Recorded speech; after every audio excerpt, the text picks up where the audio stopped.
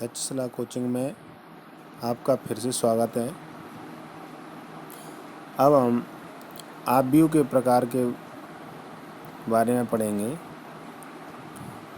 आव्यूह को कई भागों में बांटा गया है। इसमें पहले पंक्ति आव्यूह। पंक्ति आव्यूह में पंक्ति केवल एक होती है, स्तंभ कुछ भी हो सकते हैं। अर्थात पंक्ति आव्यूह की कोटि 1 गुणा n होती है। तो पंक्ति आव्यूह a बराबर कुछ भी, एक ही पंक्ति में आप कितने भी अवयव लिख सकते हैं। 2, 3, 4, 5। तो यह पंक्ति आव्यूह है। स्तंभ आव्यूह में स्तंभ एक होता है, एक स्तंभ होता है। पंक्तियाँ कितनी भी हो सकती हैं। इसमें 4 पंक्तियाँ हैं, स्तंभ एक है। तो इसकी कोटि 4x1। स्तंभ मैट्रिक्स की कोटि m गुणा 1 होती है। m का मान कुछ भी हो सकता है। अगला है शून्य आव्यूह। शून्य आव्यूह में प्रत्येक अवयव शून्य होगा। हम किसी भी कोटि का शून्य आव्यूह बना सकते हैं। इसमें 2 उदाहरण दिए गए हैं, 2 गुणा 3 कोटि और 3 गुणा 3 कोटि के।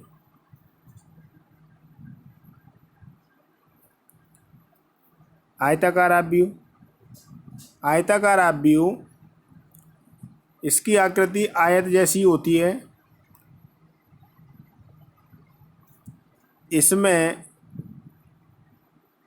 पंक्ति और स्तंभ बराबर नहीं होते हैं। इसमें 2 पंक्तियां हैं और स्तंभ 3 है। आयताकार आव्यूह के भी 2 भाग होते हैं, क्षैतिज आव्यूह हॉरिजॉन्टल और वर्टिकल ऊर्ध्वाधर। तो आव्यूह की संरचना से ही मालूम चल जाती है कि ये आयताकार आव्यूह है। क्षैतिज आव्यूह में पंक्तियाँ कम होती हैं, स्तंभ अधिक होते हैं।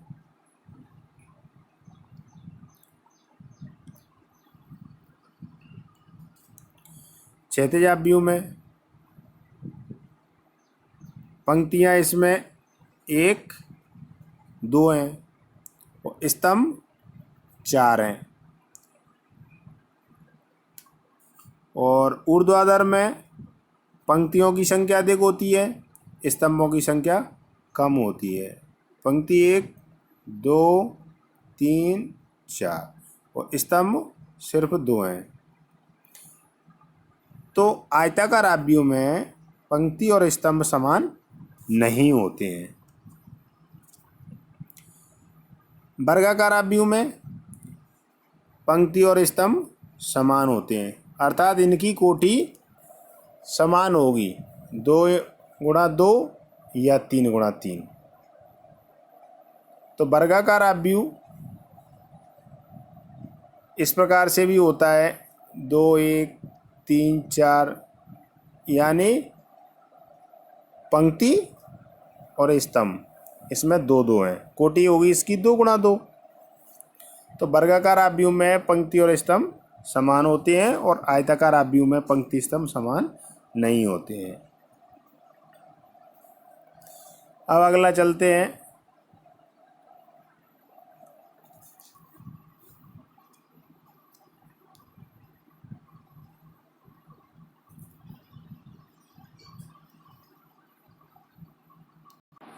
विकर्ण आव्यूह। विकर्ण आव्यूह में आव्यूह के दो विकर्ण होते हैं इस प्रकार से और एक इस प्रकार से। तो जो मुख्य विकर्ण होते हैं, तो एक विकर्ण में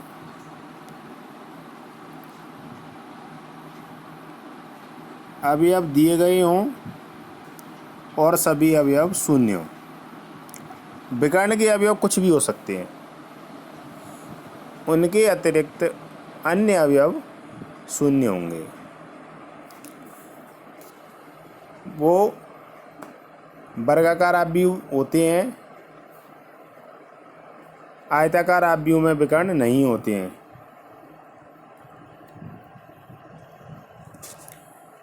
तो विकर्ण आव्यूह ये हुआ, इसके अवयव विकर्ण में 2 - 5 और शेष अवयव शून्य है।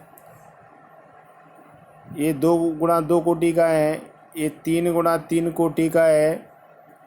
इसके मुख्य विकर्ण में 5, 2 - 1 है, शेष सभी अवयव शून्य है। तो यह विकर्ण आव्यूह है।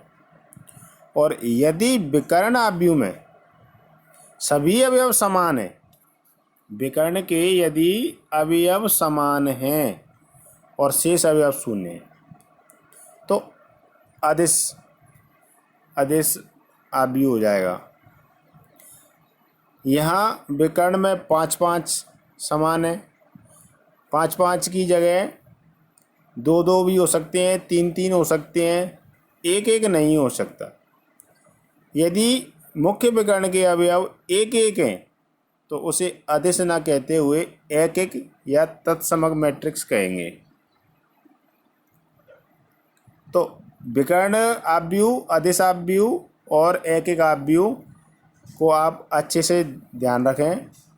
विकर्ण आव्यूह में विकर्ण के अवयव कुछ भी अलग अलग हो सकते हैं और शेष अवयव शून्य होंगे। अदिश आव्यूह में मुख्य विकर्ण में समान अवयव होंगे किंतु एक नहीं होगा, और एक-एक आव्यूह में मुख्य विकर्ण के अवयव एक होंगे। इसके मुख्य विकर्ण में 1-1 है। तो तत्समक आव्यूह, एक-एक आव्यूह को हम I से व्यक्त करते हैं। तो I बराबर अवयव 1, 0, 0, 1 इस टाइप का अपना मुख्य विकर्ण एक-एक आव्यूह होता है। तो I से व्यक्त करेंगे इसे 1, 0, 0, 1 ऐसा हो सकता है। एक-एक आव्यूह की हमें आगे अधिक आवश्यकता होगी। ये 2 × 2 कोटि का है। इसी प्रकार हम 3 × 3 कोटि का भी हम लिख सकते हैं। 1, 0, 0, 0, 1, 0, 0, 0,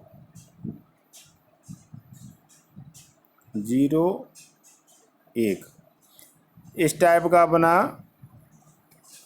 3 × 3 कोटि का एक-एक आव्यूह होगा।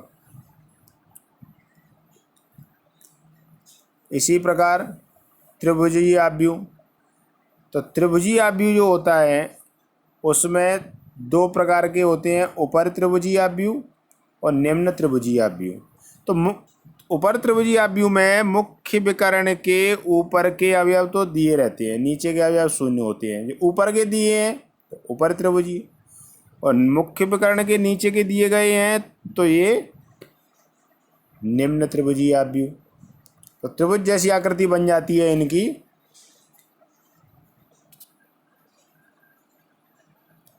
इस टाइप की। तो ये त्रिभुजीय आव्यूह है। एकल आव्यूह जिसमें केवल एक ही अवयव हो। तो ये आव्यूह के प्रकार हुए। इनमें हमारे लिए सबसे महत्वपूर्ण है एक एक आव्यूह। इसका हम आगे उपयोग करेंगे। धन्यवाद। आगे का वीडियो